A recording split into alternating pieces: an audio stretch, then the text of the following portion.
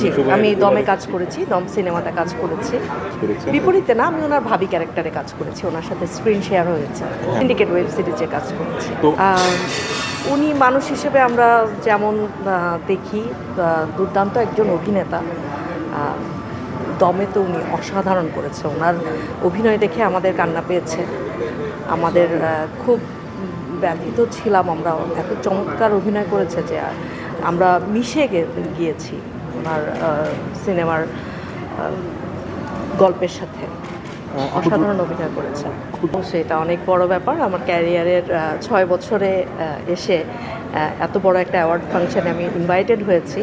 এর আগে অন্য অ্যাওয়ার্ড ফাংশনে ইনভাইটেড হয়েছি, বাট একদম অচেনা জায়গা থেকে, মানে আমার স্বপন ভাইয়ের সাথে তেমন একটা জানাশোনা নেই, বাট অ্যাজ এ আর্টিস্ট আমাকে ইনভাইট করেছে, তো এটা আমার জন্য বিশাল ব্যাপার। এর আগে অন্য অ্যাওয়ার্ডে গিয়েছি, হয়তো প্রডিউসার ইনভাইট করেছে বা ডিরেক্টর ইনভাইট করেছে, বাট এটা অ্যাজ এ আর্টিস্ট আমি ইনভাইটেশন পেয়েছি, আমার খুব ভালো লাগছে।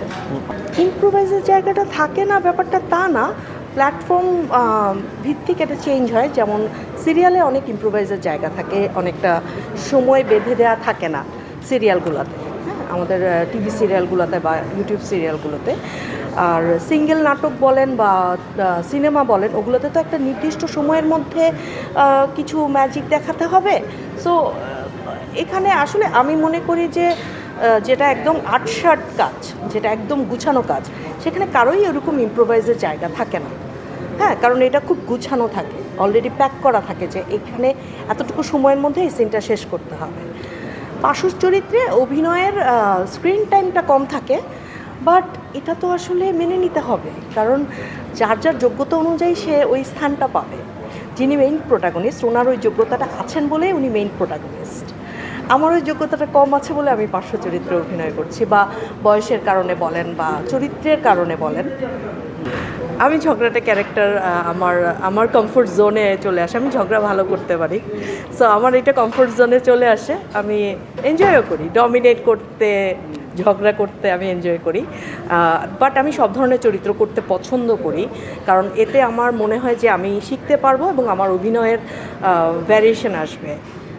আমাদের শেখার জায়গাটা তো খুব কম, ওই আর কি। হ্যাঁ, আমি ঝগড়া করে মোটামুটি, বিশেষ করে আমাদের একটা সফট কর্নার আছে, আমাদের মা, যার সাথে ঝগড়া করে আমরা সবসময় জিতে যাই। কারণ হচ্ছে মারা তো বেশিক্ষণ আমাদের সাথে তর্ক করে না, কারণ ওনা তো আমাদেরকে ভালোবাসে। তো ওই মায়ের সাথে ঝগড়া করলে তো কখনো কোনো লস হয় না, কারণ মা তো একটু পরে এসে খাবার দিবে, কথা বলবে। তো মায়ের সাথে ঝগড়াটা হয়, ঝগড়া তো হবেই।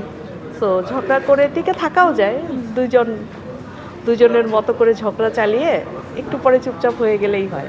আমি সাধারণত কথা না বলে থাকতে পারি না, সো আমি আগে গিয়ে কথা বলে ফেলি অন্য কোনো প্রসঙ্গে। হ্যাঁ, রিনা খান আপা, ওনার সাথে আমার কাজ হয়েছে, চমৎকার একজন মানুষ উনি বাস্তবে, বাট ওনার সাথে আমার কাজ হয়েছে। আমি কাউকেই ফলো করি না, আমি আমার সব সিনিয়রদের কাছ থেকে শেখার চেষ্টা করি। অবশ্যই ওনাদের ক্যারিয়ার গ্রাফটা আমি ফলো করার চেষ্টা করি। অভিনয়টা তো আসলে কপি হয় না ওইভাবে, আর আমি ওইভাবে কপি করতে পারিও না, আমি আমার মতো করে করি, বাট ওনাদের থেকে অনেক কিছু শেখার চেষ্টা করি, ওনাদের ক্যারিয়ার গ্রাফ থেকে, ওনাদের পরিকল্পনাগুলো থেকে অনেক কিছু শেখার চেষ্টা করি।